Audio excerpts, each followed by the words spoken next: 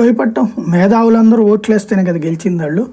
At the same time ఇప్పుడు ఆ రోజున ఏదైతే మేధావులు కోరుకున్నారో అది అద్భుతంగా అమలు చేస్తున్నామనే కదా చెప్పేది.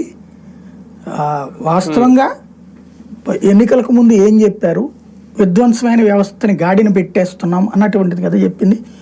హ్యాపీగా ఇవాళ అదే చేస్తున్నాము, సక్సెస్ అయిపోయింది, రాష్ట్రాన్ని విధ్వంసం నుంచి అభివృద్ధి పదం వైపు, పురోగమనం వైపు తీసుకెళ్తున్నామని వాళ్ళు చెప్తున్నారు కదా. ఇంకేం బాధ అసలు? తడిగుడ్డేసుకు పడుకోవచ్చు, ఇంకెందుకు కంగారు పట్టడం? ఇది ఎడ్యుకేటెడ్ పూర్తిగా. ఇది ఒక రొటీన్. అంటే పార్టీ ఎప్పుడు సీరియస్గా సిన్సియర్గానే పనిచేస్తుంది. వదిలేసినా సీరియస్గానే ఉంటుంది, తీసుకున్నా సీరియస్గానే ఉంటుంది. ఇప్పుడు ఎంపీటీసీ జెడ్పీటీసీలు వద్దనుకుంది, అలాగే 2-3 అప్పట్లో బైపోల్స్ వద్దనుకుంది.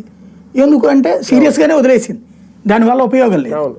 ఇప్పుడు ఇది సీరియస్గా తీసుకుంటోంది. తీసుకుంటే సీరియస్గా అట్లాగే చంద్రబాబు గారు సమీక్షలు చేస్తారు ఖచ్చితంగా. వాస్తవంగా వైసీపీ లేదు కాబట్టి సగం తగ్గిపోయింది వీళ్ళకి. ఇప్పుడు ఓన్లీ వీళ్ళకి పోటీ ఎవరంటే వామపక్ష భావజాలికులైనటువంటి వాళ్ళతోనే పోటీ. మామూలుగా అయితే కనుక ఒకసారి రామకృష్ణ గారితోనూ శ్రీనివాసులు గారితో మాట్లాడితే వాళ్ళ అభ్యర్థులతో మాట్లాడతారు, డౌన్ ప్లే చేసి ఉండేవాళ్ళు. వీళ్ళు పట్టించుకున్నట్లేరు. అంటే దాన్ని ఏమంటారు, కాంప్రమైజ్ అంటాం కదా, ఎలక్షన్ బిఫోర్ కాంప్రమైజ్. ఇప్పుడు కొంతమంది అభ్యర్థులు విత్డ్రా చేసుకున్నారు చివరి నిమిషంలో.